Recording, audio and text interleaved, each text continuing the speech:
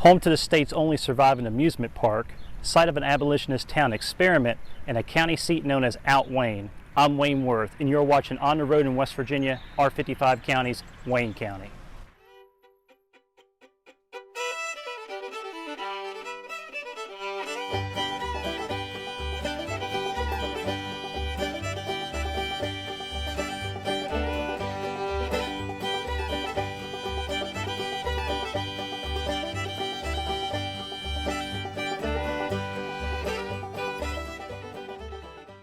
Long before amusement parks, Wayne County was predominantly a wild frontier, mainly roamed by the Shawnee and other Native Americans.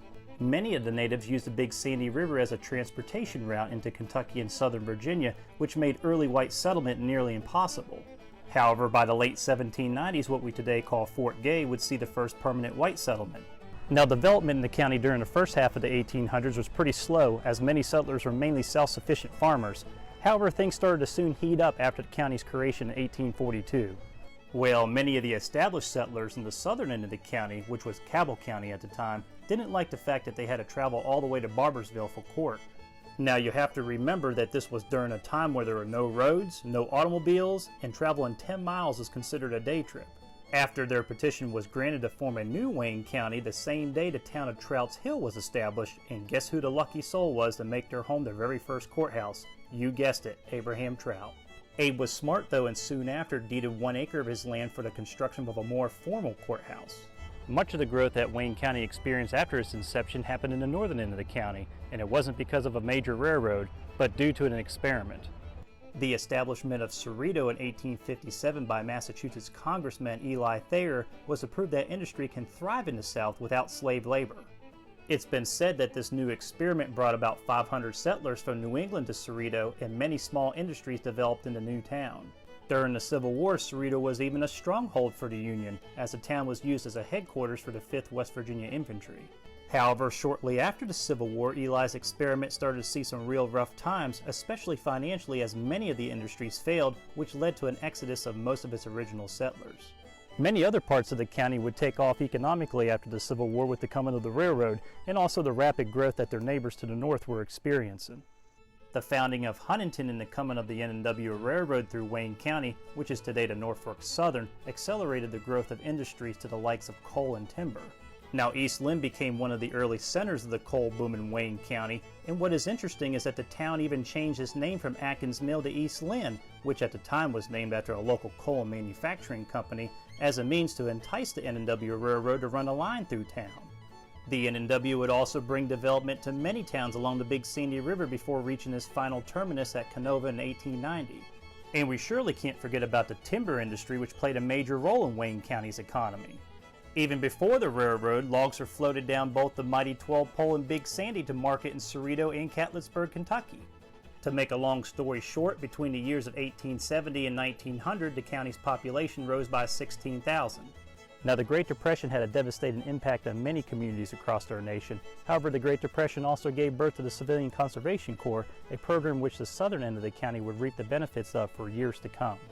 And that would be the building of Cabway-Lingo State Forest. The Civilian Conservation Corps, or CCC for short, was a government program that put young unemployed people to work across the country on various construction and reforestation projects. Cabway-Lingo was one such project, as over 6,000 acres were purchased in 1933 by the federal government, and a CCC camp was established on the grounds. For roughly 4 years, the CCC maintained the land by keeping the weeds down, clearing trails, and constructing log cabins. Today, Cabway-Lingo has 14 log cabins, camping, swimming, and several picnic areas. Many family reunions are also held here, which in Wayne County are sometimes pretty popular community events. With all this economic activity throughout the county, one would ask, where can a man and his family go to have some fun around here? And your answer is Camden Park. Established in 1903, it was originally a streetcar park to motivate people to use the trolley on the weekends and holidays. That was 1903 though, and the park has evolved for well over a century into West Virginia's only surviving amusement park. It's definitely not Kings Island or Cedar Point, but it is a very cherished West Virginia treasure and well utilized by many throughout the Huntington tri-state area. The 1960s and 70s also brought many other recreational opportunities with the building of both East Lynn and Beech Fork Lake State Park. Now, these lakes were mainly built for flood control, but both attract many visitors from neighboring Cabell and Lincoln counties. And just over a few hills and hollers is a Heritage Farm Museum and Village where since the late 1990s it has showcased what frontier life was like for the early settlers to the region. Oh, and how can we forget the Pumpkin House in Canova?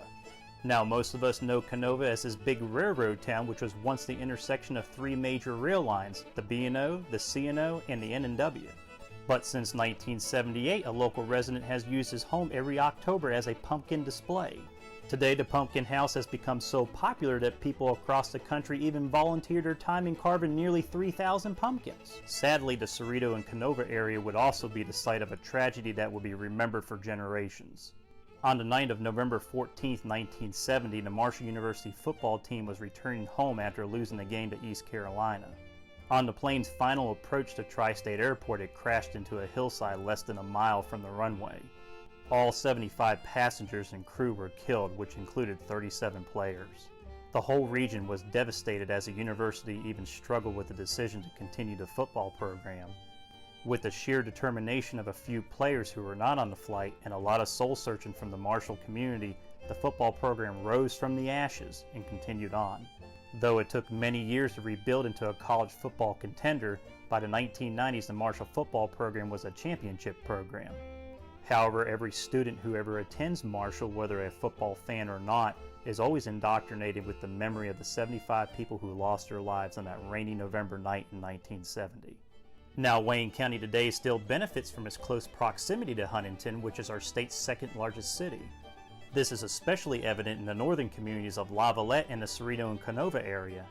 Which takes us here to out Wayne, because saying which takes us here to Wayne just doesn't sound right. I'm Wayne Worth, and until next time, always remember, what we value and hold important to our lives today came from events that happened yesterday, and it's when we begin to understand the events of yesterday that we fully embrace today, which makes tomorrow become less of a mystery. However, the Great Depression also gave birth to the